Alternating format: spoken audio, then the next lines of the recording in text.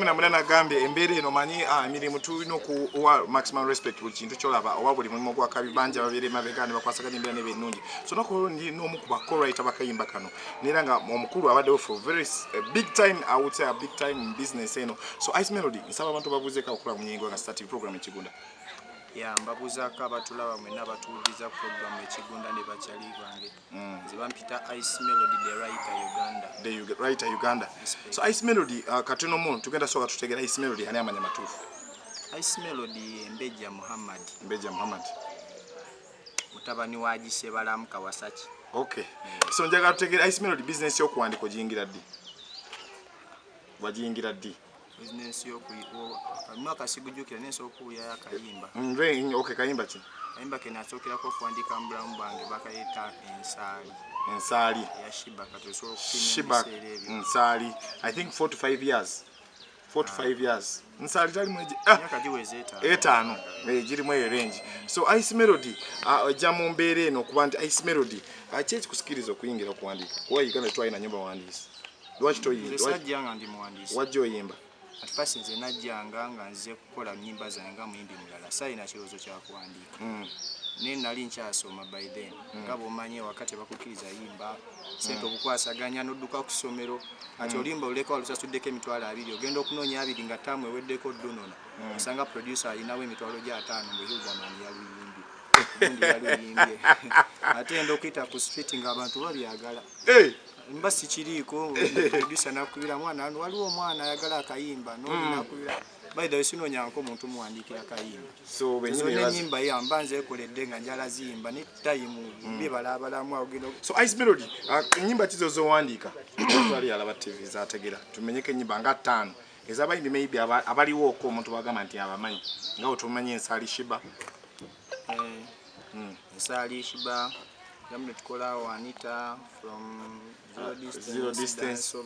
Dance Overnight Peter Miles Nyinimu Banji Roda K You See Me then Killing Machine Desire Zinda Manyi ga Mkyala aliwo obuyimba bungi Bebo inayinze Oluka walaka nashiwanda bwe mukuyimba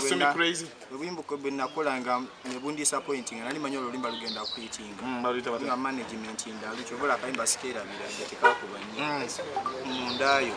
waliwo mukwano kuika mundayo waliwo mukwano guwoma mundayo waliwo mbyenesunga mundayo okay then Bebeku nyimba ki Jamal Bebeku from Chechiganye, Tata, Dede, Nana Jamal, Musomesa o. Tutunulire Ice Melody nga nkuta ojjo kwatagana n'omukulu gutu wadde nayo nakulwaliro kubanga mukola kayimba. Eyamonte Badman bashali bande naye at first terabanga bwera binyo studio kubonga ko studio bikindaba muyimbi ngane nyimba zaawo zimanyiko waliwo mu lukubo nki sajja ne Zodiac ajja ina chorus nsuri Kampala Zodiac wensambia nera Kampala yajja ina okwisha ina kubanga nze bojja nongamba okolo luyimba either ojja nongamba kyo yagala okuwandikirako oba nongamba melody nze njagala hit kitegeera nze nenfumba nekata writers are rejecting a hit nga tonaba kufuluma nti eyo hit otya kyovula nagambye kuli olimba was disappointed nti ne management oba na muyimbi nze bwenkola olimba kati tukola olimba nga tusinziira ku ndowooza z'abantu ezibaawo ebyo ebiseera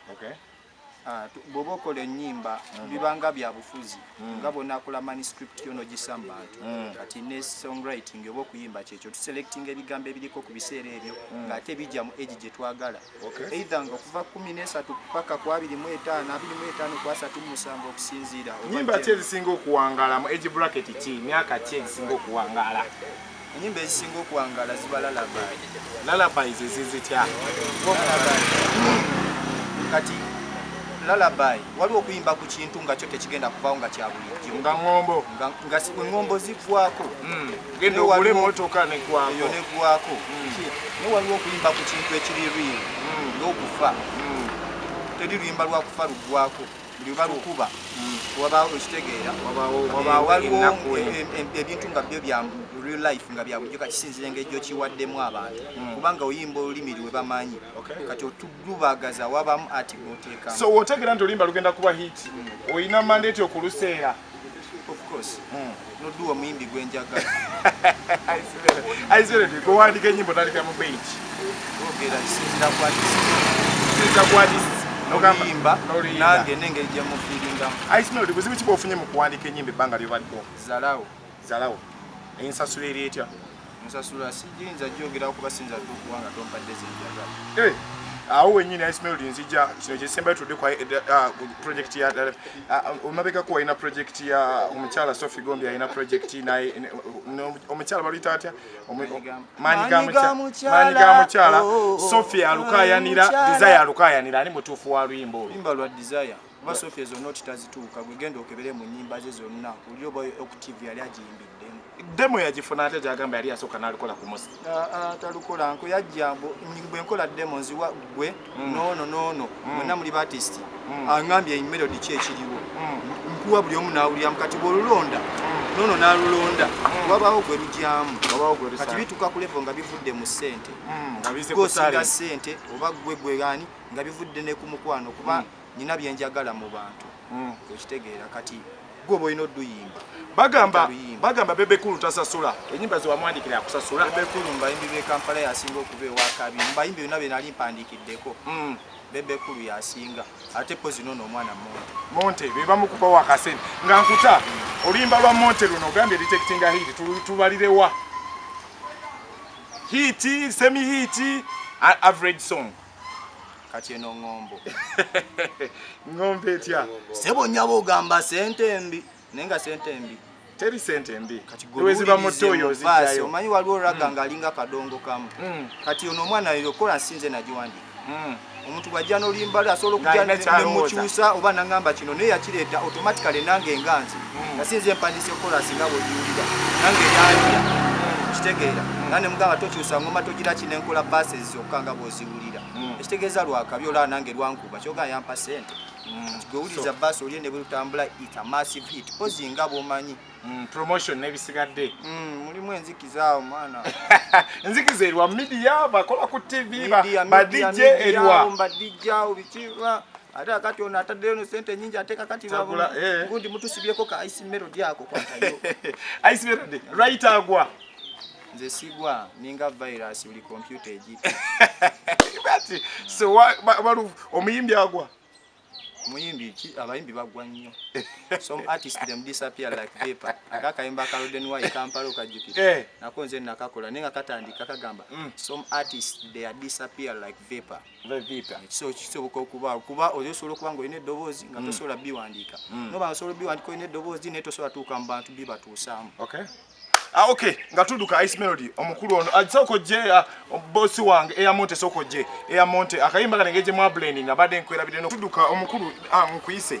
nsaba abantu lya kapira ko wakoze kabadika kitundu katya omanyi wo muko writinga oluyimba nga wangambi yakwatamu n'okwatamu kibakitegeeza olwekye wagezako kufiiringa naye naafiiringa Ice Melody ng'omuntu wongo mwabugato mayi kintu bagamba agali ewamu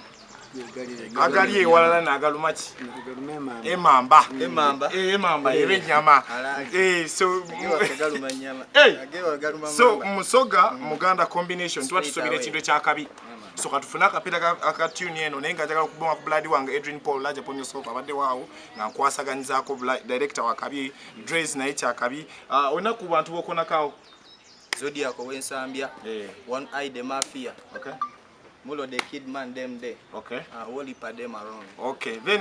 you are konyera ku bantu. You are konye ku. Ngana bana bena jana nkumbi awo. Najana nkumbi stera. Tufuna kapera then tuwinga. Ice Melody kola swajisango mpaka kola Ice Melody hapo. Imbe nange mkube. Tugende. We go. There we dey. eya monte kakanonzize konkona ebiriyo naguno muze kimpe kigomera kibabalule agense sebo nyabo mbuza sentembi nyabo sebo gamba sentembi kapacha piri ogamba sentembi lwacha batayina baziyitambi sebo nyabo mbuza sentembi kapacha piri ogamba sentembi nyabo sebo gamba sentembi lwacha batayina bajiyitambi Disa eya montenze nzize kulwa bawala banjagala kuba nze nzikola nzibawa zizo nzirina na zino zonna za kubawa wale tutuyuwa kuba sente tufuna nga wazifunye zireta mune kumalala tumyalitalita kilo rusina amarula tambula nsansanya kuli gwenjagala bucket night tumya sente tufuna sebo nyabo kuza sente mbi boom